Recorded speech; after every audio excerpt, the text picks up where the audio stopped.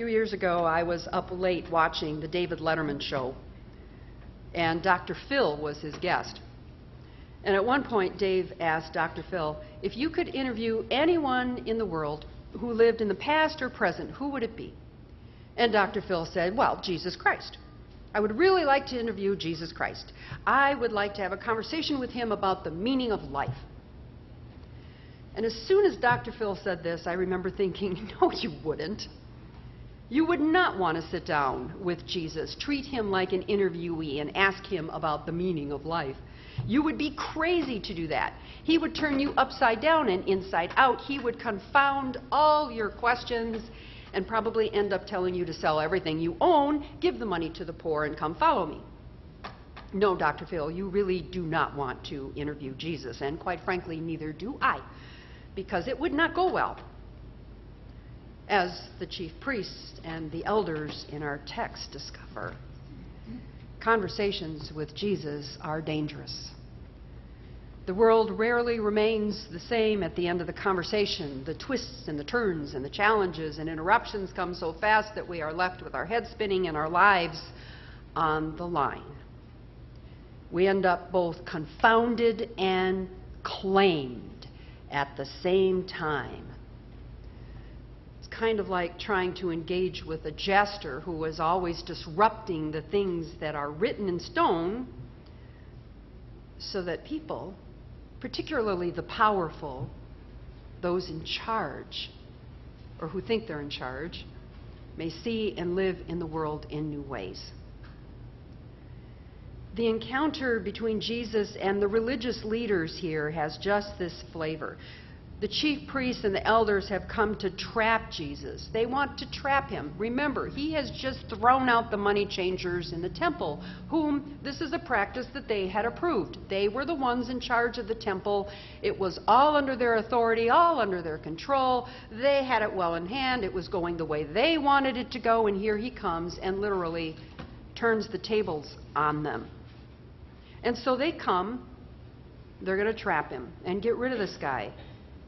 And they've got the perfect question about, where's your authority to do this come from anyway, Jesus? It's a dangerous situation. Because if Jesus claims his own authority, he admits to having no legitimacy by the church institution or Jewish culture, and then he appears to have acted against God's purposes and certainly against theirs. But if he claims God's authority, then he blasphemes. And he violates God's authority, they think. But Jesus avoids their trap altogether and turns the tables on them with his own question. Did the baptism of John come from God or from human origin? And it's a thorny question for them because the answer concerns not only John, but also Jesus, because John witnessed to Jesus' authority. And so if they agree that John's authority came from God, well, then they're admitting that Jesus has the authority they're questioning to begin with. Thorny situation. In this conversation, Jesus turns it, and the interviewee becomes the interviewer. The one questioned becomes the questioner. Jesus not only avoids their trap, but more importantly, he places the question of his authority back on them. And more. His question not only outwits them, it also unmasks their deepest priorities and concerns, because they are not interested in his true identity. And they are not interested at all in how God wants them to respond to Jesus. Instead, they're concerned about keeping their own privilege. They're concerned about keeping their own power. They want to keep the current order intact. They will have Jesus in their tidy little box, or they will have Jesus not at all. And after, of course, Jesus turns the question back on them, they have nothing to say. The interview seems to be over. But Jesus doesn't let up. And when they're all off balance, he tells the story instead, which seems to have nothing to do with the question at hand, which is his authority. And he tells this parable, and he asks another question. Which one of the two sons did the will of their father. And when they answer, he does not tell them whether their answer is right or wrong. He doesn't care if they're right or wrong. It's probable that neither one of those sons did their father's will. They could have picked either one and it wouldn't matter. He does not confirm their answer. Instead, he convicts them of their lack of belief, which, whenever you see the word believe, in the New Testament, it's not this knowledge. Belief means trust. So it's this knowledge. Not that I believe in my head that you have the authority of God, but I trust you as being one who has the authority of God. And so I trust you in my life. And he convicts them of not having that trust, and then finally makes this awful announcement that the tax collectors and the prostitutes are going to enter heaven before they will. The women prostitutes who are forced into prostitution because they have been either divorced by their husband or kicked out of their homes and have no one to support them in their culture, so therefore their only choice is to go into prostitution and sell their bodies. They're going to go into heaven before the good church people will. And the tax collectors, those scum who are hired by the Romans to collect taxes from you, the Romans who are over you, these tax collectors are your own people who have turned on you and they're collecting the taxes from you to give to Rome. But not only are that, but the only way for them to make money is for them to take a little bit extra from you so that they can support themselves. Those people will go into heaven before you good church people. And that is what Jesus is telling these religious leaders who follow the rules and encourage everyone else to follow the rules. He's telling these good church people that they will follow the scum into heaven. They will follow, not lead. They will follow. I can just imagine how angry the scribes and the elders are listening to this kind of news. I can imagine how angry we might be if Jesus came in and said the same thing to us. How in the world did this happen? How did we get into this? They're wondering. And that is what it is like if you engage with Jesus.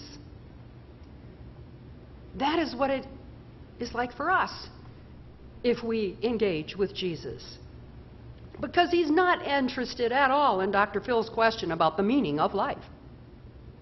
Instead, he always confronts us with the issue of his identity and his call to us to trust him. Who do you say that I am? Who do you say that I am? And do you trust me? And through his question about John, Jesus actually asked this main question of all the Gospels. All the Gospels are centered on this question. Who do you say that I am? And he doesn't let us beat around the bush on this one. He wants our lives. And he'll do whatever it takes to unmask our deadly priorities and call us to trust him. Excuse me. We don't start this whole thing by interviewing Jesus. We trust this. We enter this whole journey by trusting him and following him. And in the process, our world is going to get turned upside down. Because prostitutes and tax collectors, the people that we think are out, we've got the answers. We know how to do it right. We're baptized children of God, after all. We come and worship, after all. We've got it. Jesus says, no. Everybody that you judge is going into the kingdom before you. Yeah, the prostitutes, the tax collectors, the gays, the lesbians, the transgendered people, people of low income, people who are homeless, people who are those other Christians, people who are not even Christians, but they're those other religions. Yes, even people who are atheists are going into heaven before us. They are leading the heavenly parade. And we privileged Christians are left with our spinning heads and our stammering tongues. conversations with Jesus are dangerous because he will confound us. He will challenge all our assumptions. He will challenge all our beliefs in our heads. He will challenge it all. And he will claim us as his own at the same time. He causes trouble because he cuts through our stubborn defenses and our ideas about what is right and what is wrong, and he demands that we place our lives on the line. And we can say, well, what about them? What about them? He told Peter, don't you worry about them. Who do you say that I am? Who do you say that I am? Who do you say that I am? So we put away those judgments and join those we would judge in the parade into heaven. Amen.